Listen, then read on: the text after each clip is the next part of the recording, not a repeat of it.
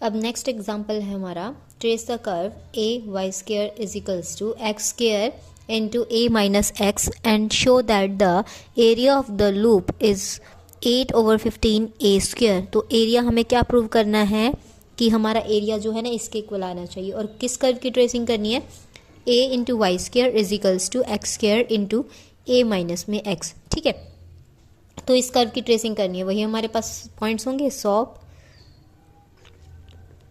Rest. ठीक है, S में सिमेट्रिक में क्या चेक करते हैं कि एक्स और वाई की इवन पावर्स लाई करनी चाहिए। अब देखते हैं यहाँ पे किस किस की इवन पावर्स लाई कर रही है। वाई की है तो एक्स एक्सिस पे सिमेट्रिक हो जाएगा, एक्स की एक इवन आएगी और इससे मल्टीप्लाई होने पे एक ओड हो जाएगी, यानी दोनों पावर्स लाई कर रही हैं। इस वजह से ये वाई एक्सिस पे हमारा सिमेट्रिक नहीं होगा। नेक्स्ट पॉइंट है हमारा ओरिजिन। रीजन में क्या होगा, हम क्या करते हैं, ये हमारी कंप्लीट इक्वेशन थी, इसमें हम लोवेस्ट डिग्री टर्म लेके चलते हैं।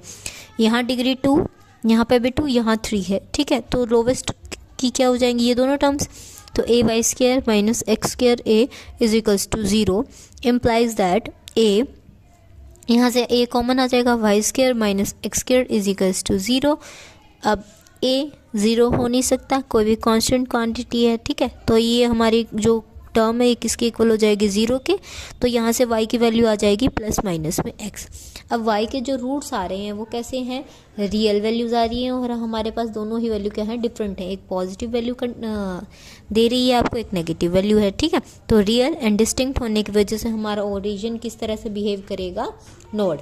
ठीक है, नेक्स्ट पॉइंट होता है हमारा एजम्पटोट। एजम्पटोट ना यहाँ पे हॉरिजॉन्टल मिलेगा ना वर्टिकल मिलेगा। किस तरह से चेक किया जाता है, y की हाईएस्ट पावर का कोफिशिएंट चेक करते हैं। y की हाईएस्ट पावर का कोफिशिएंट क्या है, a 0 के इक्वल हो भी सकता है, ये नहीं भी हो सकता, तो ये हम कह नहीं सकते हैं। ठीक है, तो यहाँ से एक तो हुआ नहीं हमारे पास। नेक्स्ट किसका देखते हैं, x की हाईएस्ट पावर का कोफिशिएंट, इसका क्या है -1 0 के इक्वल कभी भी नहीं हो सकता, तो इस वजह से ना हमें यहाँ पे हॉरिजॉन्टल एसिम्पटोट मिला ना ही वर्टिकल एसिम्पटोट मिला। क्लियर है। नेक्स्ट पॉइंट आता है हमारा point of intersection. Point of intersection में हम क्या करते हैं, एक बार y को 0 सब्स्टिट्यूट करते हैं और एक बार x को 0 सब्स्टिट्यूट करते हैं। ठीक है, जब y को 0 सब्स्टिट्यूट करेंगे तो मतलब क्या है कि मान लो ये हमारी x एक्सिस है, ये y एक्सिस है, y 0 है यानी y के लिए कोई भी वैल्यू नहीं है, यानी वो पॉइंट कहीं पे x एक्सिस पे लाई कर रहा होगा। और जहाँ पे हमारा x 0 हो जाएगा यानी पॉइंट y एक्सिस पे लाई कर रहा होगा, यानी कर्व y को मीट कर रहा होगा। ठीक है, तो इसका मतलब क्या है, जब y 0 हो गया तो कर्व कहाँ मीट कर रहा होगा, x एक्सिस पे। तो y 0 पुट किया हमने, यहाँ 0 हो गया तो ये कंप्लीट टर्म 0 के इक्वल। तो यहाँ से क्या थी, x square a minus x, तो x की एक बार क्या वैल्यू आ गई, 0 आ गई, और एक बार यहाँ से क्या आ गई, a। कब, जब y 0 था, तो 0 0 a 0, ये हमारे दो पेयर बन गए हैं। ठीक है, अब y को 0 सब्स्टिट्यूट किया तो ये पॉइंट्स आ गए। अब x को 0 सब्स्टिट्यूट करते हैं, x को 0 सब्स्टिट्यूट किया तो हमारे पास डायरेक्ट क्या आ गया, y इज इक्वल्स टू 0, यानी जो हमारा कर्व है वो कहाँ पे मिलेगा, ओरिजिन के ऊपर मिलेगा। x भी 0 हो रहा है वहाँ पे, y भी 0 हो रहा है, तो ये कब होता है, ओरिजिन पे, यानी जो हमारा कर्व है वो कहाँ मीट करता दिखेगा हमें, ओरिजिन के ऊपर। ठीक है, नेक्स्ट आता है पॉइंट हमारा रीजन। रीजन हम किस तरह से निकालते हैं, y की वैल्यू के लिए सॉल्व करके चलते हैं। ठीक है, अब y को एक साइड में रख के बाकी सबको मैंने एक साइड में इकट्ठा कर दिया। अब y क्या था, इवन पावर्स के साथ था, y की मैं कुछ भी वैल्यू लूँगी, नेगेटिव लूँ या पॉजिटिव कोई भी वैल्यू लूँगी, तो यहाँ पे जो ये वाली साइड है हमारी क्या रहेगी, हमेशा पॉजिटिव वैल्यू अटेन करेगी।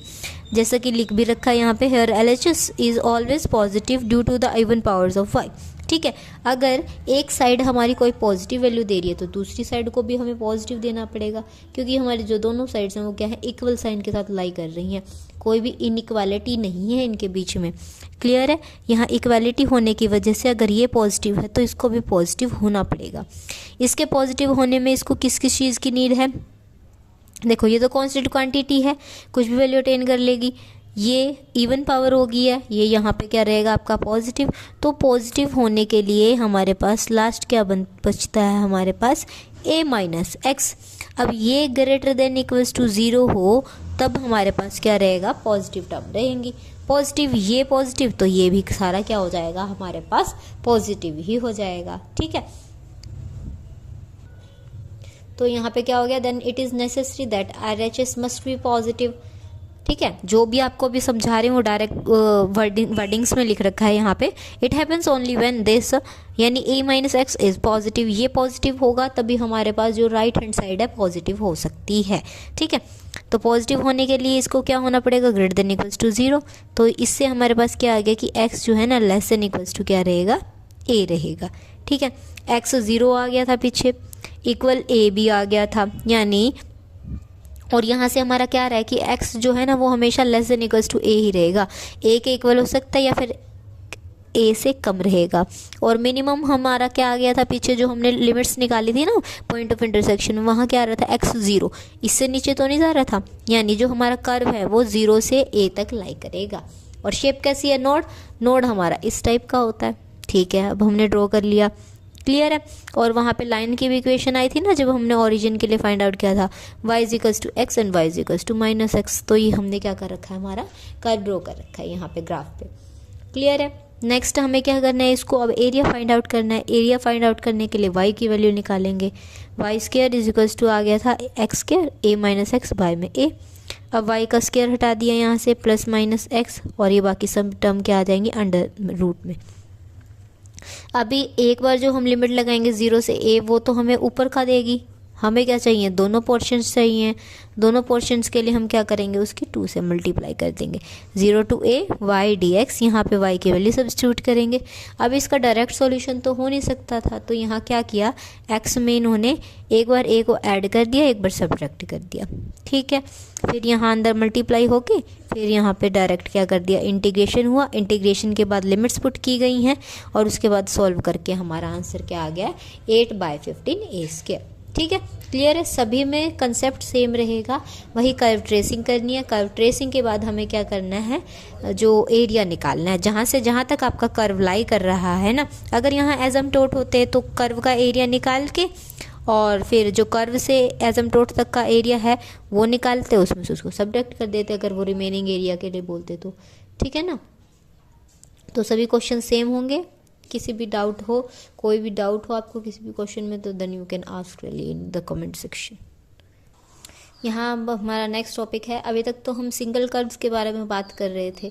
ठीक है, अब यहाँ पे हमारे आ जाएंगे 2 डिफरेंट टाइप्स के कर्व इकट्ठे ही एक फिगर में आ रहे हो, तो हम एरिया किस तरह से फाइंड आउट करेंगे। कर्व ट्रेसिंग के जो पॉइंट्स होंगे वो आपके सेम रहेंगे। ठीक है, बस जो एरिया निकालेंगे तो जो अपर वाला होगा और जो लोअर वाला होगा उसको हम किस तरह से रीड आउट करेंगे, किस तरह से सॉल्व करेंगे, वो सब हम यहाँ पे पढ़ेंगे। ठीक है, तो एरिया बिटवीन 2 कर्व्स, यहाँ पे आपको 2 कर्व दिखा रखे हैं। एक एफ फंक्शन के लिए ड्रॉ किया गया हुआ है यहाँ पे, एक हमारा जी फंक्शन के लिए ड्रॉ कर रखा है। ठीक है, तो 2 हैं, ये अपर कर्व है और ये हमारा क्या है, लोअर कर्व है। नेमिंग कर दिया इनकी, इनको डिफ्रेंशिएट किया जा सके इसलिए। ठीक है, तो जो हमारा एरिया होगा, ए से पॉइंट तक इंटीग्रेशन कर रहे हैं तो पॉइंट टू पॉइंट। ठीक है, यहाँ से पॉइंट तक जा रहे हैं, ए से बी तक जा रहे हैं, किसका इंटीग्रेशन हो रहा है, एफ फंक्शन का। ये अपर था, इससे ज़्यादा एरिया कवर किया हुआ है ना, एफ ने तो ये एरिया कवर कर रखा है और जी ने सिर्फ यही एरिया कवर कर रखा है, इसलिए अपर वाला में से क्या कर दिया, integration of a to b g of x dx, इसको क्या कर दिया, यहाँ से सब्ट्रैक्ट कर दिया।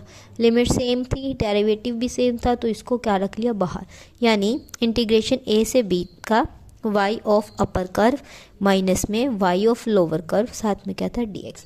यानी आपके जितने भी क्वेश्चंस आएंगे तो आपको किस तरह से सॉल्व करना है कि जो अपर कर्व का एरिया, मतलब अपर कर्व का जो y एक्सिस की वैल्यू होगी उसको पहले पुट किया जाएगा, माइनस में लोअर कर्व, इंटीग्रेशन लिमिट्स में सेम होगा और with respect to derivative same होना चाहिए। ठीक है, क्लियर है। अब हमारा